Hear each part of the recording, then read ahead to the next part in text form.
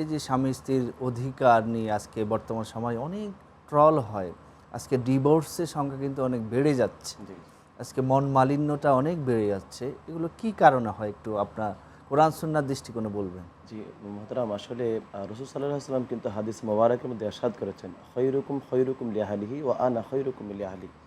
রাসূল সাল্লাল্লাহু আলাইহি ওয়াসাল্লাম ইরশাদ করেছেন যে, তোমাদের মধ্যে ওই ব্যক্তি উত্তম যেই ব্যক্তি তার পরিবারের কাছে উত্তম এবং আমি আমার পরিবারের কাছে উত্তম।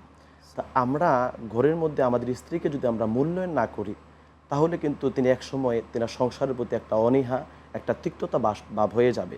একটা তিক্ততা আসবেই, অটোমেটিকলি আসবে। তখন তিনি অন্যমনস্ক হয়ে যাবে।